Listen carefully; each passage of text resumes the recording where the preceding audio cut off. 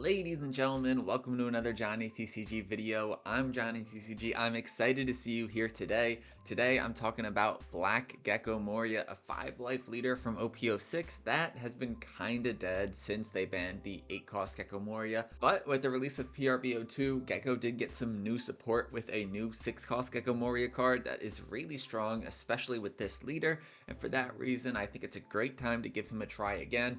I don't think this is going to make him tier 1 in the meta and really make him super meta relevant, but he's definitely going to be a lot stronger than he used to be, so I'm excited to check him out again. If you're new to the channel, consider hitting that subscribe button. Today we're going to do a deep deck profile, taking a look at all the cards in the deck, then we're going to do a custom leader giveaway. You're going to want to stick around for that, and then of course we're going to take this deck to the sim, see how it does, and then talk about it afterwards. Editor, roll the deck profile. For those that don't know, Gecko Moria is a 5-life, 5,000 power mono black leader. He has the ability of Don ×1 when attacking, rest 2 Don, then discard 1 card from your hand, trash the top 2 cards of your deck, then play up to 1 cost 4 or less Thriller Bark Pirates card from your trash. You can really take advantage of this on turn 2 if you're on the odd curve. Cheating out a 4-cost body for 3 Don is always a good idea. There are plenty of different options to cheat out using this leader ability, but for the most part you'll be cheating out 4-cost bodies because of course they are the most Don efficient. We've got Absalom, Dr. Hogback, Perona, and Ryuma. I'll talk a little bit about what each one does later on. He's kind of like Blue Doflamingo from OP01, using his when attacking ability to cheat out bodies. It does require you to trash a card from hand, which isn't always ideal, but it does allow you to set up your trash for some of these other characters and using their abilities to their fullest. Starting off, we have the 1-cost 2k counter Tsuru. This card is in most black decks that utilize cost reduction. On play, give up to one of your opponent's characters -2 cost. Not a lot to say about this, folks. Just a typical 2k counter that you find in almost every single black deck. Next, we have Victoria Sindri, a 1-cost reverse searcher. She has the ability of if your leader has a Thriller Bark Pirates type, you get to trash the top 5 cards of your deck. Normally you'd be like, really? You're trashing the top 5 cards of your deck and not even drawing a card? That's kind of odd. But with this leader, of course, bringing cards back from the trash, this is actually really good.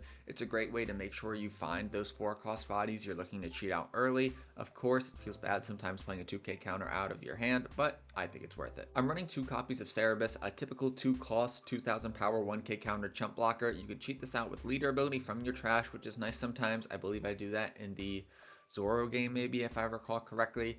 Not a lot to say about this, folks, just a nice little chump blocker. I'm running 3 copies of the EB01 Brook in this deck. 3 cost, 4,000 power, 1k counter. On play when attacking, give one of your opponent's characters -1 cost, then pop a character with a cost of 0. Again, a card you'll find in almost every black deck that revolves around cost reduction. I'm running 2 copies of the 3 cost, 4,000 power, 2k counter Tashigi. Now she has the activate main ability of resting her and then giving -2 cost to one of your opponent's characters. This is definitely a sleeper card that you can play off the 4-cost Rebecca or the 6-cost Gecko Moria, and of course, even though she's a 3rd-cost 4,000 body, which isn't very intimidating, not a blocker, she is definitely going to act as a pseudo blocker because your opponent's going to want to remove her ASAP. If they let her stay on the board, she's going to get a ton of value the next turn, so she acts as a pseudo blocker, which is pretty cool. I'm running 3 copies of the starter deck 6 Hina, 3 cost, 5,000 power, no counter. On play, give up to one of your opponent's characters -4 cost.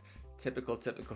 A lot of these cards you see in almost every black deck, folks. She's amazing to combo with Rebecca and then some of your other cards to get that cost reduction, so you're easily able to pop your opponent's characters with Brooke, Absalom, even the Finger Pistol. Next up, I'm running 3 copies of the 4-cost 5,000 power Kuzan from OP02. This is a classic card, folks. On play, you get to draw a card, which is always wonderful. Then he has the when attacking ability of giving one of your opponent's characters -4 cost for the turn. He's one of my favorite bodies to bring back with the 6-cost Gecko Moria, just because he's not only going to draw you a card, he's going to be a pseudo blocker like that Hina. Your opponent's going to want to get rid of them ASAP, so he's probably going to absorb an attack. The 4-cost 1,000 power counter Rebecca from OP05. What do you want me to say about this card, folks? One of the craziest cards in the game. The fact that she's from OP05 but still super relevant nowadays is crazy. On play, return up to 1 black character with a cost of 3 to 7 from your trash to your hand. Then you get to play a cost 3 or less black character from your hand to the field. How do you hate Rebecca, folks?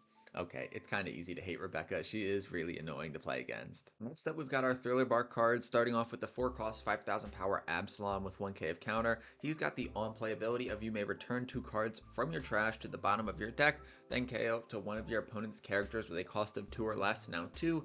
doesn't really feel that high, but with a lot of the cost reduction we have in this deck, you would be surprised with how quickly we're able to get some of our opponent's characters down to 2. Again, you can cheat this out on turn 2, which is always amazing. Definitely not my favorite of the Thriller Bark cards, but still strong, no doubt. Next up, we have Dr. Hogback, a 4-cost 5,000 power body with 1k of counter. He's got the on play of return 2 cards from your trash to the bottom of your deck. Then you may add a Thriller Bark card other than Dr. Hogback from your trash to your hand. This is a great way to get a 6-cost Gecko if you accidentally trash it with leader ability. It's a great way to get a 2-cost.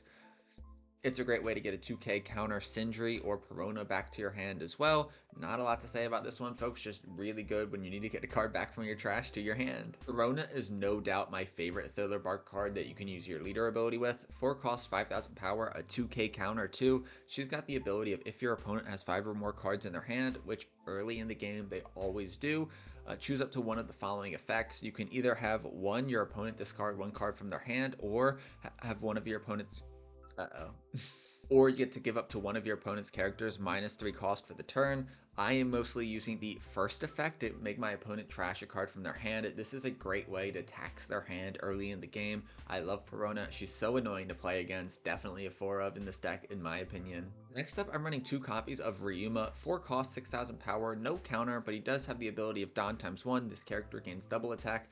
Now, I do feel like double attack isn't really amazing in the current meta.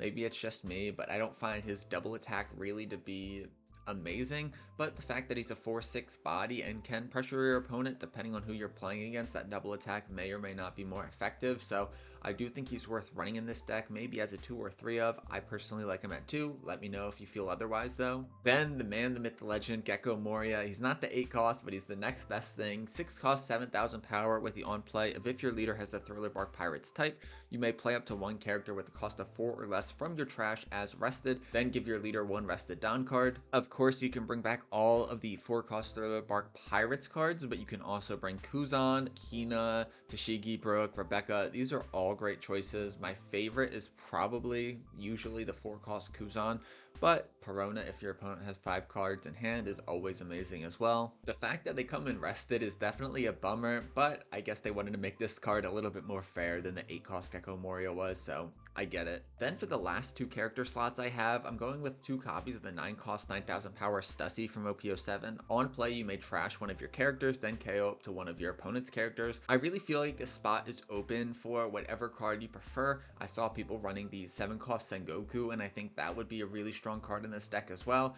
Maybe you make this deck more of a Navy package and then run the Sengoku, and I think that's a great idea. I'm personally liking Stussy right now because she's able to pop just some big bodies, especially when you get later on in the game. With this deck, when we're playing out cards like Victoria, Sindri, and Tsuru potentially early on in the game, it's never really a big issue to KO one of your own characters, at least in my experience. In terms of event cards, we're running 4 copies of Tempest Kick, an event card from OP07. Activate main, draw 1 card. Then if your trash has 10 or more cards, give up to one of your opponent's characters -3 cost for the turn. This is really good in this deck because between leader ability forcing you to trash cards, between Victoria's Sindri trashing cards, you are definitely going to have 10 cards in your trash relatively soon. So Tempest Kick's second ability goes online pretty fast. I love this card in this deck. And then last but not least, I do have 2 copies of Finger Pistol from EB01. A 4-cost event activate main, you may trash the top 2 cards of your deck, then KO up to one of your opponent's characters with a cost of 5 or less. Just 1 copy for me, but I could definitely see myself bumping this up to maybe 2 or 3, just because it's a really strong card, of course. Combining it with some of the other cards in your deck, you're going to be able to hit some big bodies. And this card has an absolutely diabolical trigger with the fact that you can just activate the card's main effect. That is absolutely crazy off the trigger. And that's the Gecko deck list I got for you today, folks. What do you think about him? Again, I don't think he's going to be tier 1 up there really changing the meta, but I do think if you take this to locals, you're going to have a strong performance just because he is a strong deck, no doubt. At least in my opinion, of course. If you disagree, I would love to hear your opinion in the comments down below. Now, with that being said, let's get into the custom card giveaway. Today, I have a custom leader card for you using art from the One Piece Treasure Cruise game. I am not the artist. I'm not selling this. This is just a fun personal fan project of mine. All you have to do to enter the giveaway is 1, leave a like, and 2, leave a comment. It's as simple as that. Then if this video gets 30 likes in the first 24 hours, I will randomly pick a US-based commenter, send it to you completely free, and that's all you gotta do, folks. 1, leave a like, and 2, leave a comment. If you want to make my day, if you want to make me smile, consider hitting that subscribe button down below. It's free, it's easy, it's painless. Why not hit it? What do you have to lose? Alright, editor, roll the gameplay. Our first game of the day is going to be against a purple Katakuri, another leader that got a big boost in PRB02 with that new pudding card. We are going to start off on the odd curve. We play down the Victoria Sindri, pretty bad 5 cards to be trashed. We don't find the Perona, we don't find the Ryuma. Both of those are my favorite cards to find off the Sindri. No worries though, we're going to swing 6,000 now with our leader, then we're going to trash the Hogback and I guess play out the Hogback. We can use his ability to add a card back to our hand. We'll do that, put the Tempest Kicks to the bottom of our deck, then I guess just add either the Sindri or the blocker. I'm going to go with the Sindri because she is a 2k counter though, but I don't think I could have really went wrong with any of the cards in my hand. We do have that Rebecca, which could be a nice play next turn. 6,000 into their life. They are going to take that. No surprises there. Then we'll pass it to them. 4 Don for them to work with here. We could see that 3-cost Charlotte Pudding that is so strong in this deck. They'll give a Don to their leader, swing 7,000 using their leader ability. We'll take that, of course. We find the 3-cost Tina, and then they'll pass it back to us. 5 Don, not really an amazing play. I think we'll just swing 5 with our Hogback. They will take that first 5,000 power swing. I was kind of expecting them to counter out of that. They don't though, so now we're going to swing 5,000 with our leader, not using leader ability here. We're going to play out the 4-cost Rebecca and 1-cost Zoro, and then bring back a Brook from our trash to pop that Charlotte Pudding. That Charlotte Pudding allows them to use their leader ability every turn and not go down on Don really, so it's really important that we get that off the board ASAP. They'll counter out of that one. Now we're going to play down Zoro, then Rebecca. Off the Rebecca we'll play Brook, trash the Charlotte Pudding, pass it back to them. Look at that board, folks. We are already in a really good position. We went pretty wide here. 6 Don for them to work with. They're going to play down the 5-cost Charlotte Sparrow from OP11. That is a very strong card. Not too afraid of it, though. I really want to keep my Brook alive this turn, and I think we'll be able to do that. They'll swing 7,000 with Katakuri into it. We will block with Rebecca. They're going to be able to use Sparrow's ability here and then restand a Don as active. We'll see if they have a Searcher event to go with that.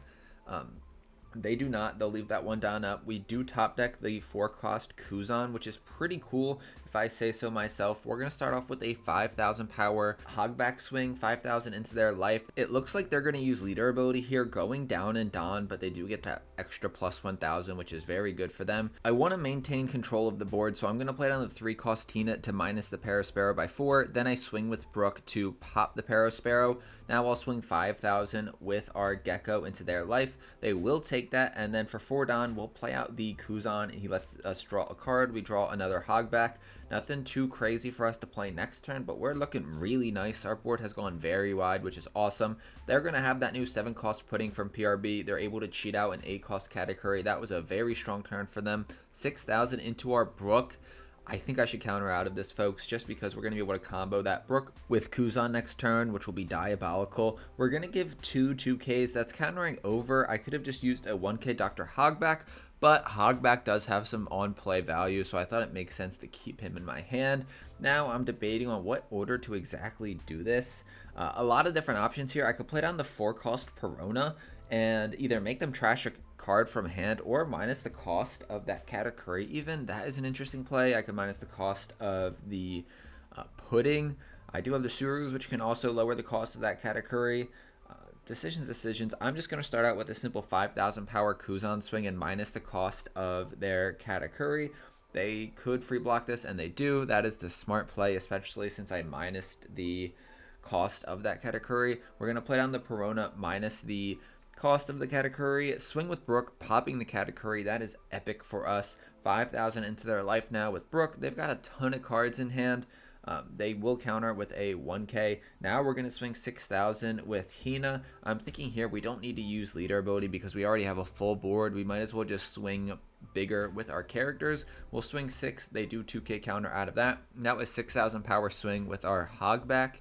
They are slowly running out of cards in their hand. 6,000 to 5,000, they'll give us another 2K, and now I can do a 7,000 power leader swing, which, I mean, if they want to give me 2 cards from hand, great. They decide not to, they take that swing. They're only at 7 Don because their Don management wasn't ideal, I guess. Now they're going to start off with a 5,000 swing into Brook from their Charlotte Pudding.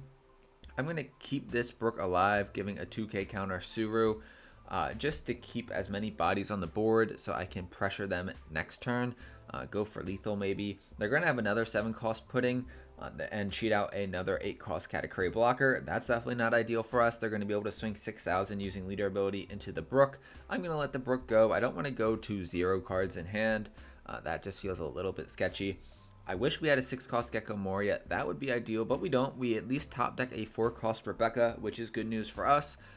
Trying to think about how exactly we can get rid of some of these bodies this turn. Of course, we have that Kuzan. We could combine him with maybe another Perona from our trash, and then Rebecca into Brook. We do have some options here.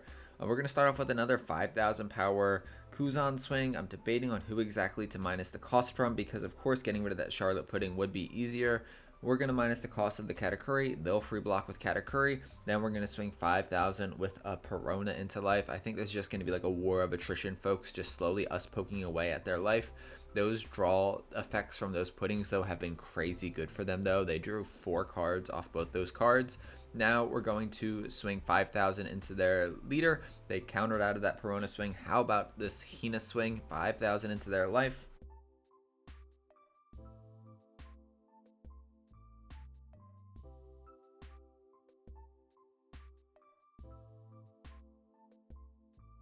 I have a lot of options with what I can do here, but I'm going to go with the Suru into Rebecca play, and then off Rebecca, bring back Hina. I'll be able to play Hina off of Rebecca, and then minus the cost of Katakuri, bring him down to a 0 cost character. If you're thinking what I'm thinking, folks, we're going to play out the Absalom off of our leader ability, which will be great. We'll swing 7,000 with our Hogback, which they will counter out of. I should have just won 6,000 with Hogback and 7 with our leader. That was definitely weird of me. Now, off leader ability, we're going to be able to play Absalom, which will be able to KO their 8 cost Katakuri. The fact that I was able to do that 2 turns in a row is absurd. They're going to counter out of that with the 2k counter, and then we are going to pass it to them. Having no cards in my hand is definitely sketchy. We do have a blocker, but we're not going to be able to really protect any of our characters. I know they're definitely going to swing into that Kuzan first, and yeah, we're just going to have to let it go, which is a bummer. Only 6 Don here for them to work with, but it would be crazy if they have the 2 cost Katakuri and then cheat out an 8 cost Katakuri with it. 5,000 into our Perona with their other Charlotte Pudding. This I'm just going to let go as well. Now they'll do 5,000 into our Hogback. I will block with Rebecca just so I can keep viable swinging bodies on the board to pressure them as much as possible. They will play a 1 cost Charlotte Pudding Searcher, and off of that they'll be able to find an OP11 Katakuri blocker. Then with another Charlotte Pudding Search, they're going to be able to find a Charlotte Daifugu. That is simply a 2k counter. They're going to pass to me with 4 Don left up. I assume they have counter events, or maybe they're just playing mind games and they didn't really have anything else to play. Both of those are kind of likely scenarios. I'm going to assume they have counter events, so I'm going to play this turn a little bit conservatively. I'm going to swing 5,000 with our Hogback, which I imagine they'll easily be able to counter out of. Then after Hogback, I'll swing with Absalom, then play down the 4 cost Rebecca, maybe bring back Kuzan, and just try to go a little bit wide, get some bodies on the board. If they have counter events, then it would be a bad idea to really go all in this turn. I'm going to swing 5,000 with Absalom now, which they will be able to counter out of. Now we're going to swing 7,000 with our leader. I could go into their leader. I could also go into a Pudding to relieve some pressure off of us next turn, but I don't really think that makes a difference. I think we should just pressure their life, get them down to 0. They do take that, which I'm really surprised by.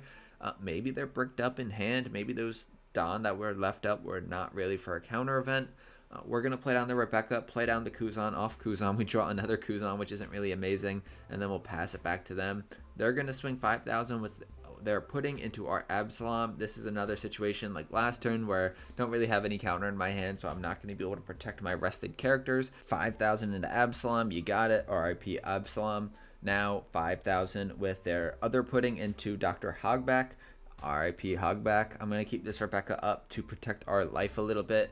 No sense in me using Rebecca there, just because then they would have swung into that Hogback anyway with their leader. 7 Don for them to work with. Not exactly sure if they have a specific 7 Don play.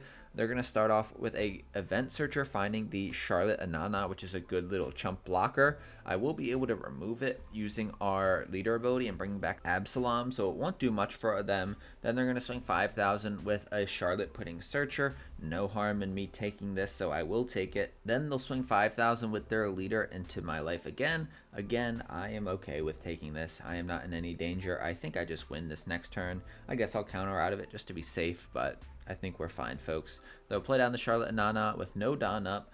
Really, I could just swing really big with my leader, then use Absalom and win the game.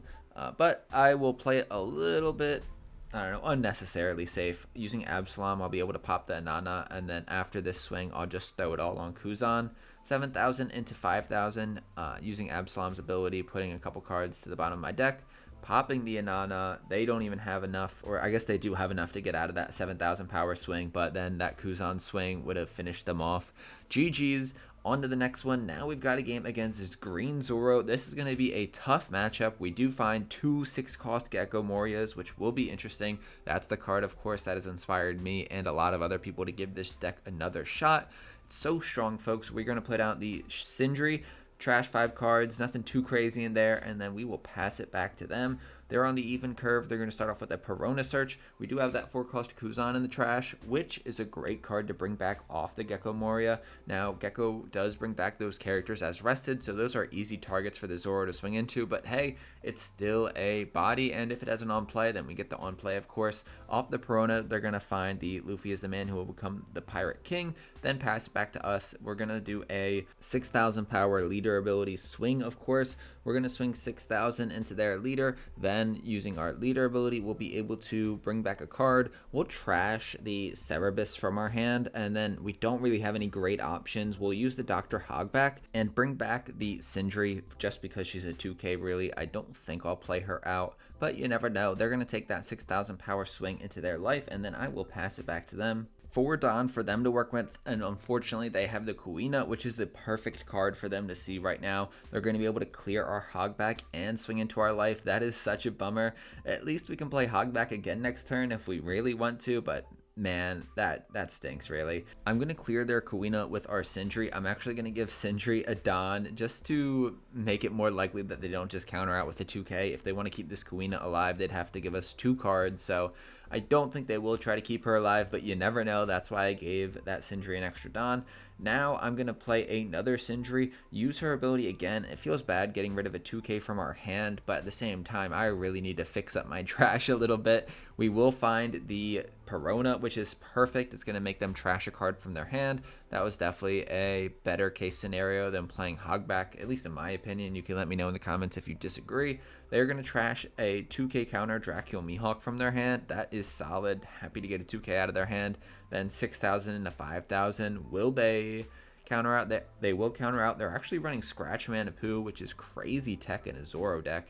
Don't think it's needed, but hey, maybe it works for them. They're going to be at 6 Don now. We could see a Tashigi to rest our Perona. That would be a bummer. At least next turn, we do have the 6-cost Gecko to finally play. They will have the 5-cost Tashigi right on time to rest our Perona, then give a bunch of Don to their leader. Before they swing with their leader, they're going to swing 2,000 with Perona into Sindri to clear that. Then they're going to swing 9,000 into Perona. No way I'm going to keep that Perona alive. And then they'll be able to swing 9,000 with that Zoro into our life, which of course we'll take. We do find a Rebecca, which is interesting. And they'll pass it back to us with 7 Don to work with. Now, I was originally thinking of doing a 6-cost Gecko play here, but I think I've got a better idea. I'm going to be able to clear this Tashigi doing a Rebecca Hina Brook play, and I do think there's a lot of value in that. Going wide and also clearing this annoying body. We're going to play down the Rebecca, bring back Hina from our trash. We're going to be able to play out the Hina, minus the cost of Tashigi by 4, play out the Brook, pop the Tashigi, and then pass it back to them. Before we do, I guess I should clear this Perona, and now we'll pass it back to them. Now they're going to be at 8 Don. Will they have the 8-cost Dracula Mihawk? That is the question. They'll give 5 Don to their leader, and then swing 10,000 into our life. 3 Don left up. I've got a feeling it's going to be the restand event. We'll take that first 10,000 power swing. Now they will restand their leader. 10,000 into our life, or no, into Hina actually. This will let go through. Then they can use leader ability to restand their leader. 10,000 into our life again. I'm looking into our trash, thinking about what my options are for next turn. I don't really want to go down to 1 life, but I don't want to get rid of my blocker either. We're going to get the Cerebus from our life, which we might just block her up this turn, really. We've got a Rebecca in hand. We've got a Cerebus. We can draw a 2k counter off of Rebecca. That might be a little bit too defensive though. I gotta get some bodies on board that are going to be able to pressure their life. So I am going to go with the 6 cost Gecko Moria. Off of Gecko, I can play out Kuzan, who's going to allow us to draw a card. They're going to want to get that Kuzan off the board ASAP so it doesn't get value and remove their big bodies. I'll give it Don to our Brook and swing 5,000 into their life. A little 5,000 poke, nothing too crazy there. They might counter out of it because they're thinking about it, and they will. They'll counter out of it with a Cavendish. Then I'm going to be able to swing 6,000 with our leader, and I can use leader ability here if I really want to and cheat out another body, which I will. I'm thinking about getting rid of the finger pistol. I don't think I really need it, and it also doesn't have counter. So off of our leader ability, I'm leaning towards Hogback. I'm going to be able to draw a 2k back to our hand, which is, of course, ideal. So off of that, I'm debating between Perona and Sindri. Not that it really makes too much of a difference. We'll take the Perona, swing 6,000 into their life. Do they have a 2k? They do have a 2k, and then I will pass it back to them. I think we're in a pretty good spot now, actually, just because we have a lot of counter in our hand. We have a blocker up. We have a decent board that they're going to want to address this turn. Of course, they could have restand events and whatnot that really are a pain, but I think we're in a pretty good spot. They're going to give 5 down to their leader again. Are they just going to go big swings again? That would be crazy, folks, but it might just work. They're going to go 10,000 into our life. We are going to take this. I have a feeling they do have that restand event that'll allow them to restand their leader. But if they don't, then they wouldn't be able to restand their leader because they didn't swing into a body. They do, though. Now they're going to swing probably into like our Kuzan. I'd imagine they'd do that just because they'd get to restand their leader for free using leader ability. They won't swing into Kuzan, though. They'll swing into the Brook. No real difference here. 10,000 into 4,000. We're going to let the Brook go, and then we can block the next leader swing with Rebecca. Not a difficult decision there. Then with 2 down left up, they will play out a Koshiro blocker that is easily removed. We'll see if they use it before we remove it with one of our characters. 5,000 with Kuzan, they will take that. That Koshiro is now a 0 cost, so I can remove it with a Brook. I can remove it with an Absalom. They are debating no trigger, I guess, or they decide not to use it. Now we're going to play out the Rebecca, bring a Brook back from our trash, pop the Koshiro.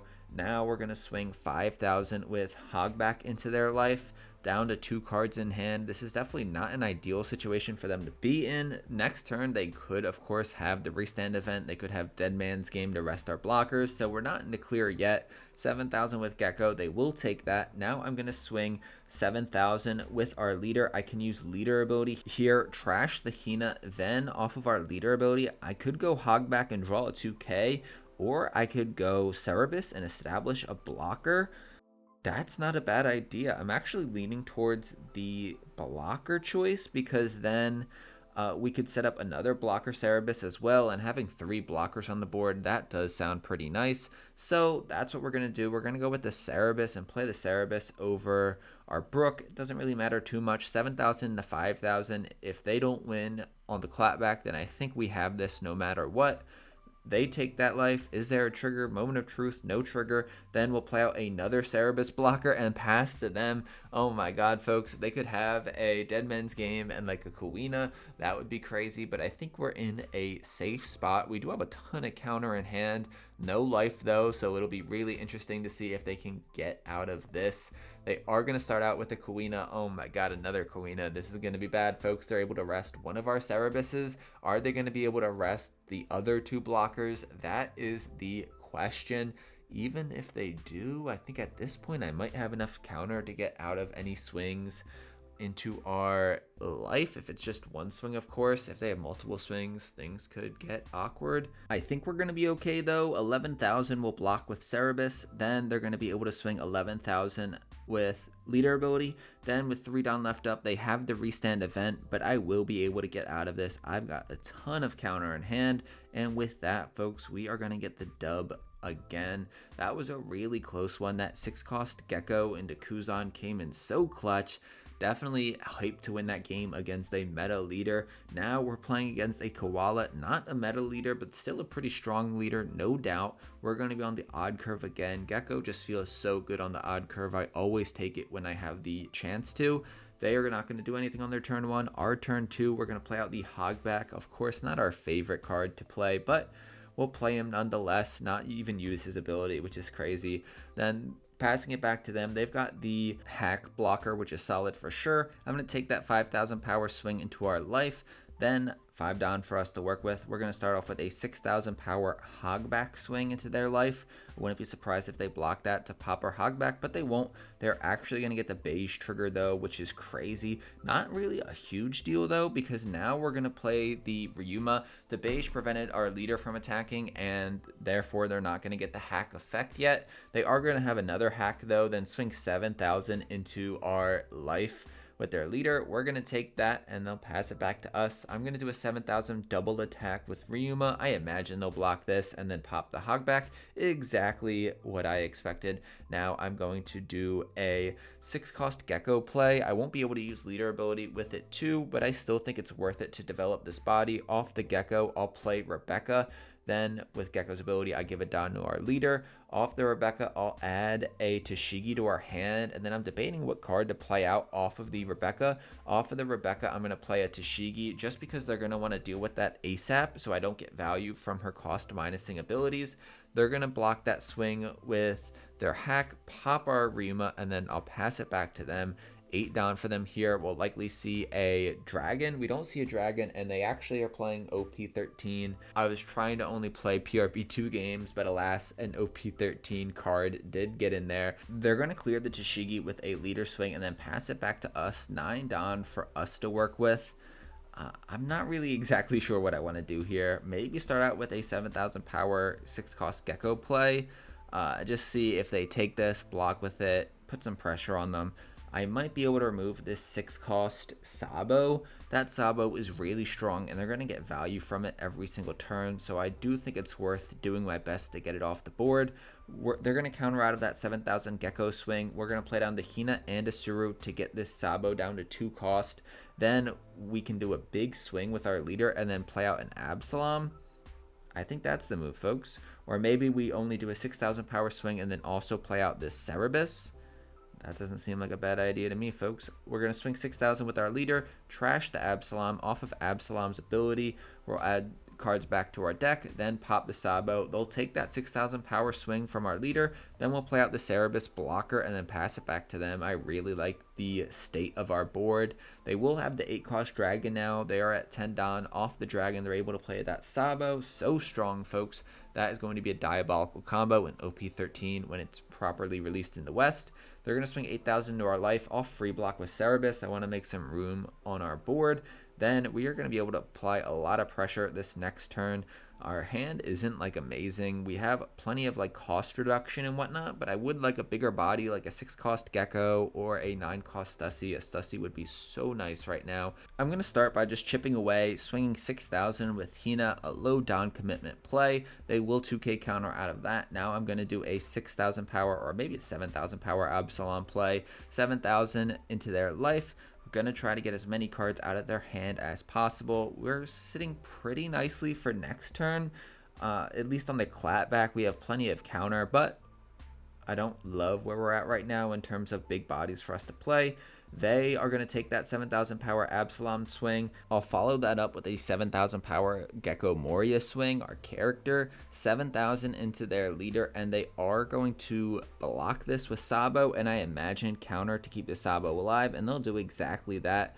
It's tempting to swing into this Sabo here just to get it off the board, but I could also put them down to 0, which is also tempting. That's what I'm going to prioritize, putting them down to 0. I'm going to swing 10,000 into their life with leader. Using leader ability, I'll bring back a Dr. Hogback. I think I'd prefer a Perona in this case, but alas, we do not have a Perona. Off of Hogback's ability, we'll bring back an Absalom to our hand and then swing 10,000 into their life. They have no down up for any counter events, but maybe they do have plenty of 2Ks and they're just going to concede. They would have had to take that one, and next turn, I don't think there was any way for them to win. They could have tried to clear my board. They could have blockered up with the 6-cost Nico Robin or another 6-cost Sabo, but yeah, I think we had that one in the bag. GG's. Ladies and gentlemen, those are the games I got for you. What did you think about him? I'm really liking this leader. He's really fun. The Stussy might be a card I consider changing. I feel like there's a lot of options in this deck that you could possibly go with.